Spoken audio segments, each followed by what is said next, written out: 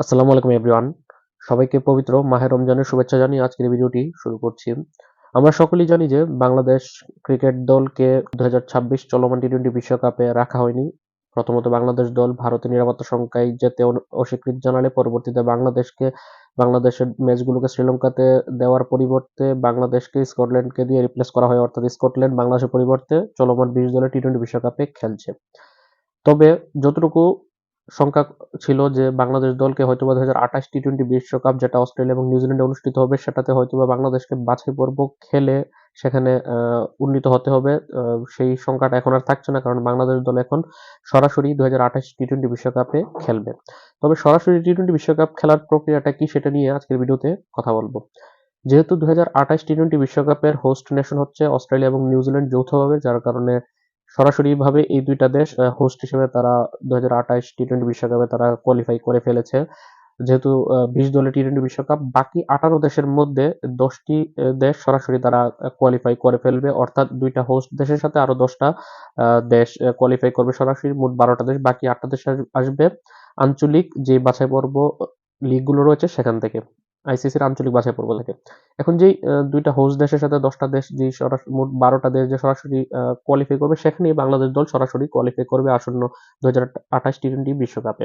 এখন সেটা কিভাবে সেটা যদি একটু বিস্তারিত বলি, চলমান 2026 টি-টোয়েন্টি বিশ্বকাপে যে 20 দলের টি-টোয়েন্টি বিশ্বকাপ সেটার কিন্তু লিগ পর্ব বা প্রথম রাউন্ডের ম্যাচগুলোর কিন্তু রেজাল্ট চলে এসেছে। আমরা সুপার 8-এ 8টি দলকে কিন্তু আমরা অলরেডি পেয়ে গেছি, এবং সুপার 8-এ যে 8টি দল উত্তীর্ণ হয়েছে সেই 8টি দল সরাসরি আসন্ন 2028 টি-টোয়েন্টি বিশ্বকাপে খেলার জন্য তারা কোয়ালিফাই হয়ে গিয়েছে।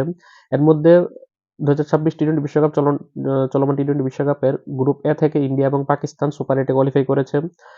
গ্রুপ বি থেকে শ্রীলঙ্কা এবং জিম্বাবুয়ে কোয়ালিফাই করেছে সুপার 8-এ। গ্রুপ সি থেকে ওয়েস্ট ইন্ডিজ এবং ইংল্যান্ড সুপার 8-এ কোয়ালিফাই করেছে, এবং গ্রুপ ডি থেকে সাউথ আফ্রিকা এবং নিউজিল্যান্ড এই দুটি দল সুপার 8-এ কোয়ালিফাই করেছে। অর্থাৎ India, Pakistan, Sri Lanka, Zimbabwe, West Indies, England এবং সাউথ আফ্রিকা এবং নিউজিল্যান্ড মোট 8টি দেশ কোয়ালিফাই করেছেন। তবে দুর্ভাগ্যজনকভাবে অস্ট্রেলিয়া দল টি-টোয়েন্টি বিশ্বকাপে সুপার 8-এ কোয়ালিফাই করতে পারেনি। তারা লিগ পর্বেই ছিটকে গেছে। তাদের জায়গাতে বলা যেতে পারে জিম্বাবুয়ে কোয়ালিফাই করেছে, কারণ শ্রীলঙ্কা, জিম্বাবুয়ে, অস্ট্রেলিয়া কিন্তু একই গ্রুপে ছিল, গ্রুপ বি তে। সেখানে শ্রীলঙ্কাতেও কোয়ালিফাই করবে সকলেই জানা ছিল, তবে জিম্বাবুয়ে কোয়ালিফাই করেছে আচমকা ভালো খেলার ফলাফল হিসেবে, কিন্তু অস্ট্রেলিয়া কোয়ালিফাই করতে পারেনি। অস্ট্রেলিয়া কোয়ালিফাই না করতে পারলেও তারা সরাসরি বিশ্বকাপ খেলবে, কারণ তারা যেহেতু হোস্ট নেশন নিউজিল্যান্ডের সাথে, অর্থাৎ দুই হোস্ট নেশন অস্ট্রেলিয়া আর নিউজিল্যান্ডের সাথে সুপার 8-এ কোয়ালিফাই করা বাকি 7টি দল India, Pakistan, Sri Lanka, Zimbabwe, West Indies, England এবং সাউথ আফ্রিকা, মোট 9টি দেশ তারা সরাসরি কোয়ালিফাই নিশ্চিত করেছে। এখন এই 9টি দেশের বাইরে 3টি দেশ যারা র্যাঙ্কিং এর মধ্যে রয়েছে, এই 9টি দেশ ছাড়া র্যাঙ্কিং এর মধ্যে শীর্ষে রয়েছে এই 3টি দেশ, তারা সরাসরি কোয়ালিফাই করবে।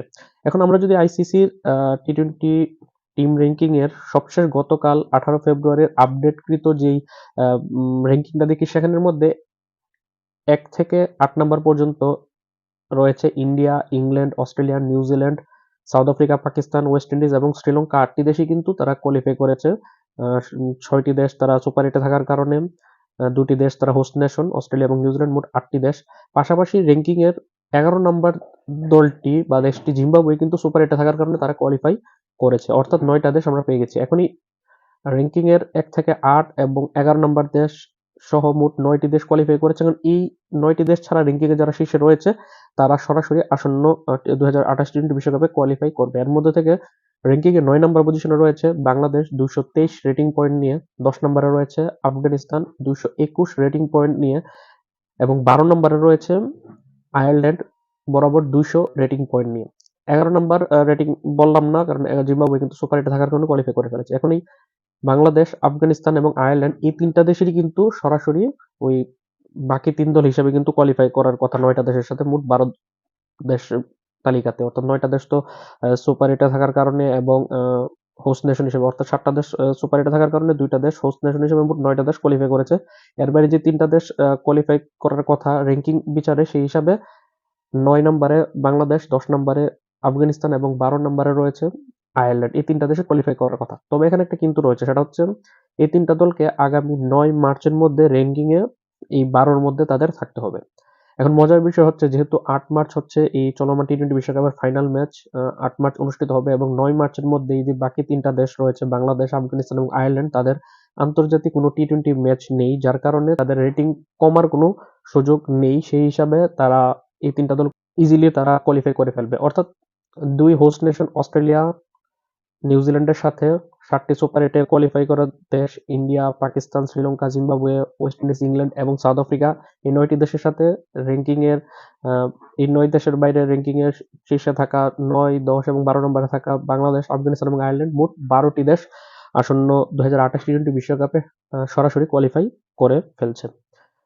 এর বাইরে বাকি ৮ টি দেশ আসবে আঞ্চলিক যেই আইসিসির যে বিভিন্ন যেই লিগগুলো বাছাই প্রক্রিয়া রয়েছে সেখান থেকে, যার মধ্যে থেকে ইউরোপীয় অঞ্চল থেকে সেখানকার রিজিওনাল বা আঞ্চলিক যেই লিগ রয়েছে সেখান থেকে ২টি দেশ উঠে আসবে, ২০২৮ টি-টোয়েন্টি বিশ্বকাপে কোয়ালিফাই করবে। তারপর আফ্রিকা মহাদেশ থেকে ২টি দেশ উঠে আসবে, এশিয়া মহাদেশ থেকে ২টি দেশ উঠে আসবে, আমেরিকা মহাদেশ থেকে ১টি দেশ উঠে আসবে এবং ইস্ট এশিয়া প্যাসিফিক অর্থাৎ ইস্ট এশিয়া প্যাসিফিক থেকে ১টি দেশ উঠে আসবে। অর্থাৎ মোট ৮টি দেশ আসবে আঞ্চলিক বাছাই পর্ব প্রক্রিয়া থেকে। ইউরোপ থেকে ২টা, আফ্রিকা থেকে ২টা, এশিয়া এবং ইস্ট এশিয়া থেকে ৩টা এবং আমেরিকা থেকে একটা, মোট ৮টি দেশ। এই ৮টি দেশের সাথে বাকি ১২টি দেশ কোয়ালিফাই করে ১২টি দেশ, মোট ২০ দলের অংশগ্রহণে আগামী ২০২৮ সালের অস্ট্রেলিয়া এবং নিউজিল্যান্ডে টি-টোয়েন্টি বিশ্বকাপ অনুষ্ঠিত হবে। অর্থাৎ মোদ্দা কথা, বাংলাদেশের ২০২৮ টি-টোয়েন্টি বিশ্বকাপে কোনো বাছাই পর্ব না খেলেই তারা সরাসরি বিশ্বকাপে খেলতে পারছে। আশা করি আপনাদেরকে র‍্যাংকিং বিচারে বা সকল কিছু বিস্তারিত বুঝাতে পেরেছি যে কিভাবে বাংলাদেশ দল ২০২৮ টি-টোয়েন্টি বিশ্বকাপে সরাসরি খেলবে। তারপরে যদি আপনাদের কিছু জানার থাকে অবশ্যই কমেন্টে জানাবেন। আল্লাহ হাফেজ।